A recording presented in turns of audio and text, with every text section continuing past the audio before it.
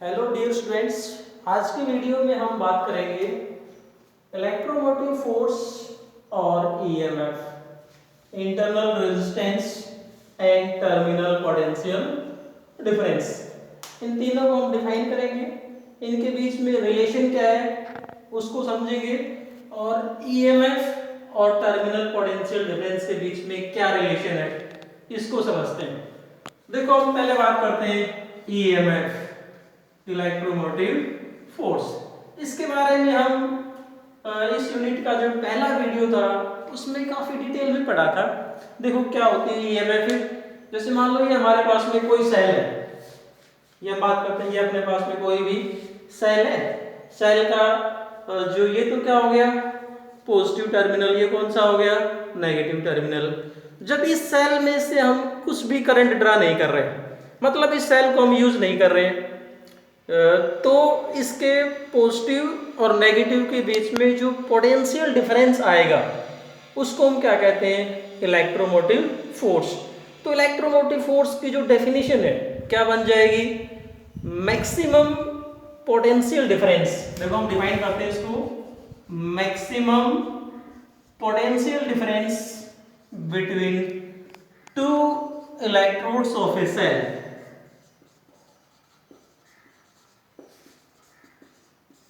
when no current is drawn from the cell, when no current is drawn from the cell, और ये कहते हैं कि cell किस में हो, ओपन सर्किट में हो। जब किसी सेल में से हम कोई करंट ड्रा नहीं करते तब हम ये कहते हैं कि वो जो सेल है वो किस में है, ओपन सर्किट में। जैसे मान लो हम इस डायग्राम की बात करते हैं, यहाँ पर अपन ने ये की लगा रखी है, यदि इस की को हम ऑफ कर देते हैं, स्विच ऑफ कर देते हैं, अब ये जो सेल है ये किस में है, ओपन सर्किट में। इस सेल में से हमने कुछ भी करंट ड्रा नहीं किया। अब जैसे मान लो इस सेल को हम टॉर्च में डाल देते हैं, हमारे घरों में जो टॉर्च होती है या जो वाल क्लॉक दीवार घड़ी उसमें डाल देते हैं। अब टॉर्च में डालने के बाद में जैसे ही हम स्विच ऑन करेंगे टॉर्च का जो बल्ब जलने लगेगा, मतलब क्या हुआ, सेल में से हम करंट ड्रा कर रहे हैं। स्विच ऑफ कर देते हैं तो सेल किस में है, ओपन सर्किट में है, नो करंट इज ड्रान। अब ये जो सेल है, अब इस सेल के पॉजिटिव और नेगेटिव के बीच में जो पोटेंशियल डिफरेंस को मेजर करने के लिए हम क्या करें, इसके दोनों टर्मिनल के बीच में ये कोई वोल्ट मीटर लगा देते हैं। अब देखो इस कंडीशन में ये सेल ओपन सर्किट में है, सेल में से हम कोई करंट ड्रा नहीं कर रहे हैं, तब ये जो वोल्ट मीटर जो रीडिंग शो करेगा उसका नाम क्या होगा, EMF, that is electromotive force. So definition क्या बनी, maximum potential difference between two electrodes of a cell when no current is drawn from the cell. जब हमने सेल में से कुछ भी करंट ड्रा नहीं किया तब इसके पॉजिटिव और नेगेटिव के बीच में जो पोटेंशियल मैक्सिमम पोटेंशियल डिफरेंस है उसको हम बोलते हैं ईएमएफ। ईएमएफ की और डेफिनेशन हमने पिछले वीडियो में की थी। हम यहाँ पर ये जो डेफिनेशन है इसी के साथ पोटेंशियल डिफरेंस को कंपेयर करेंगे, टर्मिनल पोटेंशियल डिफरेंस को। अब बात करते हैं जो हमारी नेक्स्ट जो डेफिनेशन है वो क्या है, internal resistance. What is meant by internal resistance. देखो इंटरनल रेजिस्टेंस, किसी सेल के इंटरनल रेजिस्टेंस को डिफाइन करने के लिए हम एक एग्जांपल लेते हैं। मान लो हमारे पास में कोई एक बीकर है, suppose we have a beaker of glass, और इस बीकर के अंदर हमने कोई सॉल्यूशन, जिसको हम क्या कहते हैं, इलेक्ट्रोलाइटिक सॉल्यूशन या इलेक्ट्रोलाइट कहते हैं, इलेक्ट्रोलाइट। और इस सॉल्यूशन के अंदर हम क्या करते हैं, कोई दो मेटल रोड्स जिसको हम इलेक्ट्रोड्स कहते हैं, तो ये दो तो क्या होगा, इसके अंदर इलेक्ट्रोड्स होंगे, दीज आर इलेक्ट्रोड्स। और तो इलेक्ट्रोड्स क्या होते हैं, व्हाट आर इलेक्ट्रोड्स। यदि हम इलेक्ट्रोड्स की बात करें, so electrodes are conducting rods, conducting rods of metal और graphite, conducting rods of metal और ग्रेफाइट। जैसे मैंने आपको ये जो सेल दिखा रहा हूँ, इसके अंदर जो बीच में जो आपने देखा होगा, कभी इसको अंदर से देखा हो, तो इसके अंदर ग्रेफाइट की एक रोड होती है। एक इसका टर्मिनल ये वाला हो गया जिंक का, इधर क्या एक कॉपर की कैप लगी हुई है, तो ये क्या हो गया, इसके दो इलेक्ट्रोड्स हो गए। अब इलेक्ट्रोलाइट क्या होता है, what is electrolyte? A liquid और aqueous solution, a liquid or aqueous solution having ions is called electrolyte। अब बात करते हैं हम इंटरनल रेजिस्टेंस। जैसे मान लो हमारे पास में ये कोई सेल है, जब इस सेल में से हम करंट ड्रा करेंगे, जैसे मान लो मैंने यहाँ पर इसको किसी एक्सटर्नल सर्किट में जोड़ दिया। अब जैसे ही हम इन इलेक्ट्रोड्स को किसी एक्सटर्नल सर्किट में जोड़ेंगे, क्या होगा, सर्किट के अंदर करंट फ्लो होगा। तो जो इलेक्ट्रॉन्स जो फ्लो करेंगे, उन इलेक्ट्रॉन्स को ये जो इलेक्ट्रोड्स हैं और ये जो इलेक्ट्रोलाइट है, ये जो अपोजिशन शो करता है, जो ऑब्स्ट्रक्शन शो करेंगे, उसका नाम क्या होगा, internal resistance. So internal resistance की जो डेफिनेशन आ जाएगी, हम इंटरनल रेजिस्टेंस को कैसे डिफाइन करेंगे? Internal resistance means resistance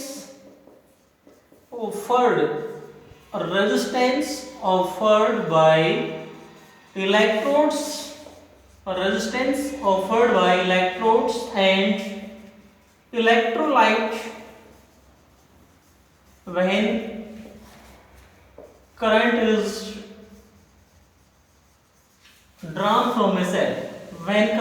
drawn from a cell, जब किसी सेल में से हम करंट ड्रा करते हैं, तो उस सेल के अंदर ये जो इलेक्ट्रोड्स हैं और ये जो इलेक्ट्रोलाइट है, इन्होंने जो रेजिस्टेंस ऑफर किया है, इस रेजिस्टेंस का नाम क्या है, इंटरनल रेजिस्टेंस। तो अगली डेफिनेशन हमारे पास में क्या थी, internal resistance. So internal resistance means, एक बार फिर से देखो, ये इलेक्ट्रोड्स और ये जो इलेक्ट्रोलाइटिक सॉल्यूशन है, इन्होंने जो रेजिस्टेंस ऑफर किया है, that is known as internal resistance. अब किसी सेल का इंटरनल रेजिस्टेंस कौन कौन से फैक्टर्स पे डिपेंड करता है, हम इसकी बात करते हैं। Internal resistance, factors on which internal resistance depends, factors on which internal resistance depends. देखो, पहला जो फैक्टर है वो आता है distance between the electrodes. In electrodes के बीच की जो दूरी है, distance between the electrodes, distance between the electrodes. देखो, इलेक्ट्रोड की डिस्टेंस पे इंटरनल रेजिस्टेंस कैसे डिपेंड करता है, हम ये समझते हैं।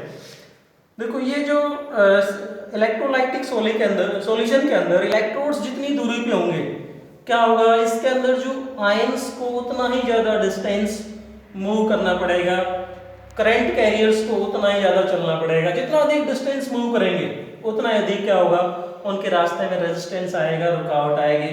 तो क्या होगा, जितना अधिक दूरी होगी उतना ही क्या होगा, डिस्टेंस रेजिस्टेंस बढ़ेगा।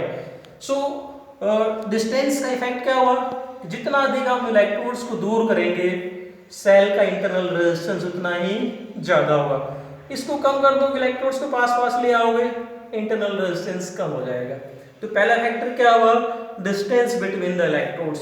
दूसरा जो फैक्टर है वो है area of electrodes, area of electrodes in the solution, in the solution.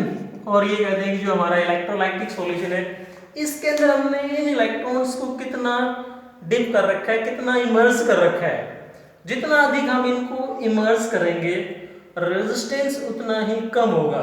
जितने ये इलेक्ट्रोड इस सॉल्यूशन से ऊपर होंगे, या यूं कह दें कि हम मान लो इसके अंदर जो इलेक्ट्रोलाइटिक सॉल्यूशन है, इसको जितना ज़्यादा इस बीकर के अंदर भरते जाएंगे, रेजिस्टेंस क्या होगा, इसका उतना ही कम हो जाएगा।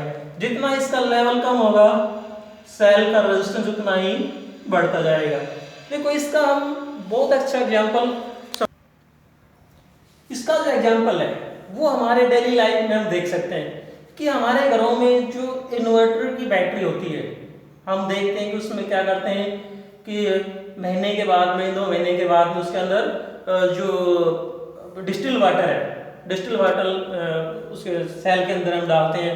इसी प्रकार से जो हमारी कार की जो बैटरी है या दूसरे जो व्हीकल है उनकी बैटरी है, उस बैटरी के अंदर हम क्या करते हैं, ऊपर से पानी डालते हैं। तो पानी डालने का मतलब क्या है कि ये जो इलेक्ट्रोड्स जो इस सॉल्यूशन के अंदर डुबो रखे हैं इनका एरिया हमें बढ़ाना होता है। इसको हम यूं भी समझ सकते हैं कि we know that R is equal to rho L by A। Area जितना ज्यादा होगा रेजिस्टेंस उतना ही कम होगा। सो दूसरा फैक्टर क्या है, एरिया ऑफ इलेक्ट्रोड्स। तीसरा जो फैक्टर है जिस पर किसी सेल का इंटरनल रेजिस्टेंस डिपेंड करता है वो आता है टेम्परेचर,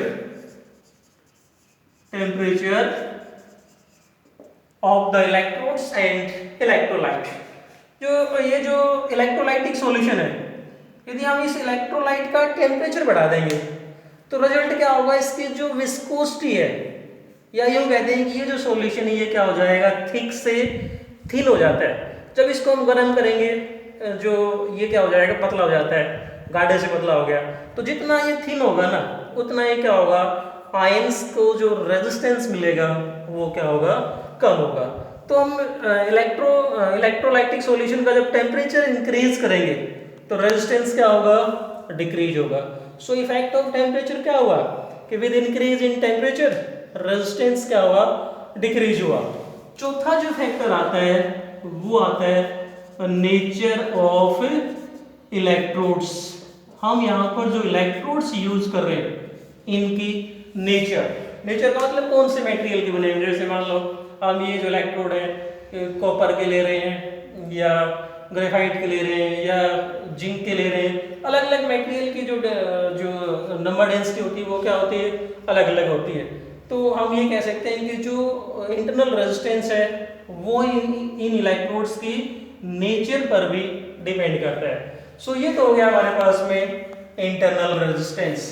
अब आते हैं हमारा जो टॉपिक है terminal potential difference. What is meant by terminal potential difference. अब इसको समझते हैं कि सेल का टर्मिनल पोटेंशियल डिफरेंस क्या होता है। What is terminal potential difference, यहाँ पर इसको शॉर्ट में लिख दिया मैंने TPD, टर्मिनल पोटेंशियल डिफरेंस। देखो हम यहाँ आते हैं वापस हमारे इस डायग्राम पे आते हैं। ये हमारे पास में सेल है, जैसे ही हम इस की को क्लोज करेंगे क्या होगा, ये जो एक्सटर्नल सर्किट है इसके अंदर करंट फ्लो करेगा। तो सेल के जो एक्सटर्नल सर्किट है देखो वहां पर करंट कैसे फ्लो कर रहा है, सेल के पॉजिटिव से नेगेटिव की तरफ, और सेल के अंदर जो करंट फ्लो करेगा that will be from negative to positive. बाहर ये आ गया पॉजिटिव टू नेगेटिव, अंदर जाएगा नेगेटिव से पॉजिटिव की तरफ। तो जब हम इस सेल में से करंट ड्रा कर रहे हैं या यूं कहते हैं कि ये सेल जैसे हम इस की को क्लोज कर देंगे तो हम इसको कहते हैं क्लोज सर्किट। सेल में से जब करंट ड्रा करते हैं तो किस में आती है, क्लोज सर्किट में आती है। अब देखो अब यहाँ पर जब हमने इस वोल्ट मीटर से इस सेल की रीडिंग निकालेंगे तो अब हमारे पास में जो रीडिंग आएगी ना वो पहले से कम आती है।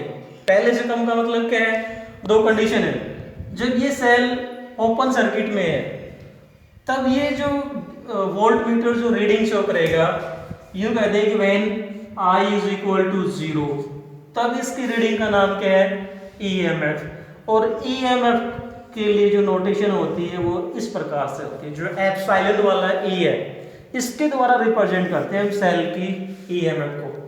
तो एक बार फिर से देखो कि जब सेल क्लोज सर्किट में है तब ये जो रीडिंग शो कर रहा है इस रीडिंग का नाम क्या है, EMF। अब हमने इस सेल को क्लोज कर दिया, सेल में से करंट ड्रा कर रहे हैं।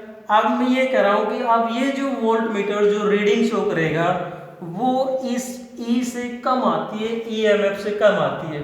क्यों होता है ऐसा, क्योंकि जो हमारे पास में ये जो सेल है इस सेल के अंदर भी क्या है, इसका इंटरनल रेजिस्टेंस है, और सेल के इंटरनल रेजिस्टेंस को हम स्मॉल r से रिप्रेजेंट करते हैं। तो इस सेल का जो इंटरनल रेजिस्टेंस हुआ, उस इंटरनल रेजिस्टेंस के अक्रॉस भी क्या होता है, कुछ ना कुछ पोटेंशियल ड्रॉप होता है। तो हम ये कह सकते हैं कि मान लो इस सेल में करंट I फ्लो करता है, तो potential drop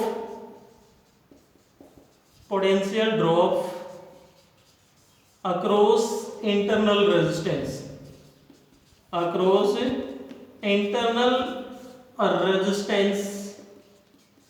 is equal to IR, current गुणा resistance.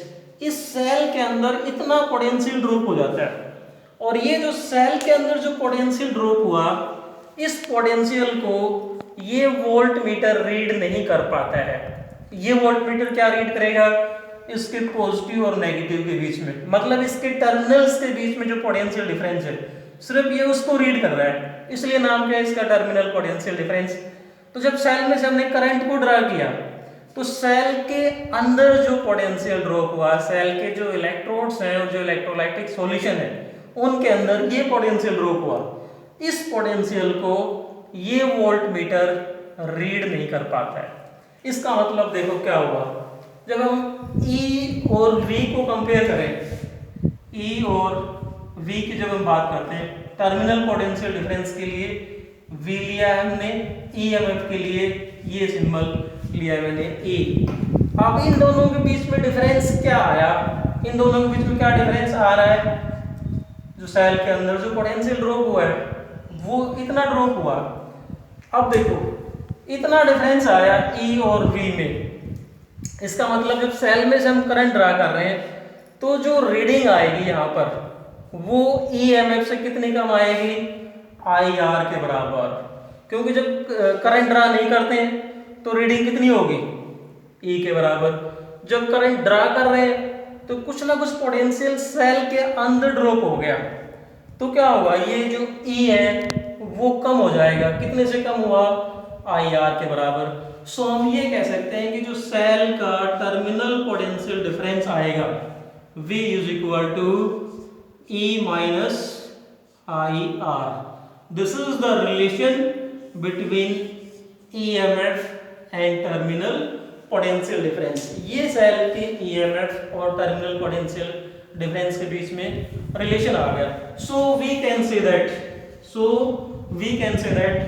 Terminal potential difference is less than EMF of a cell in closed circuit.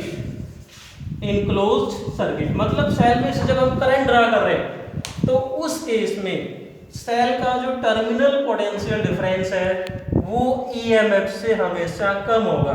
Terminal potential difference is less than EMF of a cell, और कितनी amount से कम होगा, ये कह सकते हैं कि it is less by an amount equal to IR। तो इन दोनों के बीच में डिफरेंस कितना आएगा, IR के बराबर आएगा। सो फ्रॉम हेयर हम ये कह सकते हैं, देखो माइनस IR को मैं इधर ले आता हूं तो प्लस का हो जाएगा, और इस V को इधर ले चलते हैं, क्या आ जाएगा, E माइनस V, और small r that is internal resistance is equal to E minus V upon में I। एक फार्मूला आ गया मेरे पास में इंटरनल रेजिस्टेंस के लिए, small r is equal to E minus V upon में I। E क्या है, EMF, V क्या है, टर्मिनल पोटेंशियल डिफरेंस, और I क्या है, current supplied by the cell. देखो इसको हम यूं भी समझ सकते हैं कि यहाँ पर देखो हम ये बात करेंगे पॉइंट A और B के बीच में जो पोटेंशियल डिफरेंस है वो कितना है, जितना सेल के पॉजिटिव और नेगेटिव के बीच में, क्योंकि A किससे जुड़ा हुआ है, पॉजिटिव से, B किससे जुड़ा हुआ है, नेगेटिव से। अब सेल जो करंट सप्लाई कर रही है वो कितना है, I। तो यहाँ पर हम क्या कह सकते हैं, V is equal to I। So V is equal to IR, और यदि यहाँ से मैं I की वैल्यू निकालता हूँ तो I इज इक्वल टू आ जाएगा V अपॉन R। अब I की ये वाली वैल्यू यदि हम यहाँ पुट कर दें तो हमारे पास में इंटरनल रेजिस्टेंस जो आ जाएगा R is equal to E minus V upon I की जगह पुट कर देते हैं V अपॉन में R, और R आ जाएगा हमारा ऊपर। इसको हम इसी फार्मूले का देखो क्या कह सकते हैं, R इज इक्वल टू, इसको मैं दोबारा लिख रहा हूं, R is equal to E minus V upon V into R, और इसको हम यूं कहते हैं R is equal to E upon V minus V upon V 1 हो जाएगा इंटू R। ये हमारे पास में इंटरनल रेजिस्टेंस के लिए फार्मूला आ गया। स्मॉल r क्या है, इंटरनल रेजिस्टेंस, और ये जो कैपिटल R है ये कौन सा है, एक्सटर्नल रेजिस्टेंस, और E क्या है, EMF, V क्या है, टर्मिनल पोटेंशियल डिफरेंस। तो ये था हमारे पास में topic internal resistance, EMF and terminal potential difference. Dear students, तो हमने ये पढ़ा यहाँ पर कि EMF of a cell is greater than terminal potential difference when some current is drawn from the cell। अब इसका एक स्पेशल केस है, हम इसको वैसे समझ लेते हैं कि जैसे मान लो हमारे पास में ये कोई बैटरी है, जब इस बैटरी को हम किसी चार्जर से लगाते हैं, suppose this is any charger, जब किसी बैटरी को चार्जर से लगाते हैं, मतलब चार्जिंग वाली जो बैटरी होती है, हम देखते हैं जैसे हमारे मोबाइल की बैटरी, उसको चार्ज करते हैं, इस प्रकार से बहुत सारी चार्जिंग वाली जो बैटरी आती हैं। जब इस बैटरी को हमने किसी चार्जर से लगाया तो उस दौरान क्या करते हैं, चार्जर के पॉजिटिव को बैटरी के पॉजिटिव से जोड़ेंगे, चार्जर के नेगेटिव को बैटरी के नेगेटिव से जोड़ेंगे। अब जो करंट फ्लो करेगा इस चार्जर से, चार्जर के पॉजिटिव से बैटरी के पॉजिटिव की तरफ, और बैटरी के अंदर जो करंट फ्लो करेगा वो बैटरी के पॉजिटिव से नेगेटिव की तरफ। देखो इसको हम सिंपली समझते हैं, जैसे मान लो ये बैटरी अपने पास में, इस बैटरी से मैंने ये कोई बल्ब या एक्सटर्नल रेजिस्टेंस लगा दिया, दो अलग अलग केस हैं। एक ये वाली बैटरी, इसको मैंने चार्जर से लगाया, एक इस बैटरी को हम यूज कर रहे हैं डेली लाइफ में, जो बैटरी को डेली लाइफ में यूज कर रहे हैं, तो ये बैटरी करंट सप्लाई करेगी बैटरी के पॉजिटिव से नेगेटिव की तरफ, और बैटरी के अंदर गया नेगेटिव से पॉजिटिव की तरफ। तो हमने यहाँ पर रिलेशन क्या निकाला, V is equal to E minus I R. यहाँ देखो, यहाँ पर जब बैटरी को हम चार्ज कर रहे हैं तो बैटरी के अंदर जो करंट फ्लो कर रहा है वो बैटरी के पॉजिटिव से नेगेटिव की तरफ। यहाँ पर हम बैटरी को जब यूज कर रहे हैं तो करंट क्या है, बैटरी के नेगेटिव से पॉजिटिव की तरफ। यहाँ पर उल्टा है, यहाँ पर उल्टा हो गया, यहाँ पर जो करंट फ्लो कर रहा है वो बैटरी के पॉजिटिव से नेगेटिव की तरफ इनसाइड द बैटरी। तो यही फार्मूला यहाँ पर कैसे लिखा जाएगा, V is equal to E minus minus I R, direction उल्टी हो गई, माइनस लगा दिया मैंने, तो क्या आ जाएगा, V is equal to E minus minus क्या हो गया, प्लस आई आर। तो यहाँ पर हम क्या कह सकते हैं कि V is greater than EMF। तो ये तो था हमारे पास में जनरल नॉलेज के लिए। हमारा जो मेन आर्टिकल जो हमने पढ़ा है EMF, internal resistance and terminal potential, वो था हमारा मेन आर्टिकल। तो डियर स्टूडेंट्स, ये था हमारा आज का टॉपिक। यदि आपको वीडियो पसंद आए तो प्लीज चैनल को सब्सक्राइब जरूर करें, और thanks and keep on watching.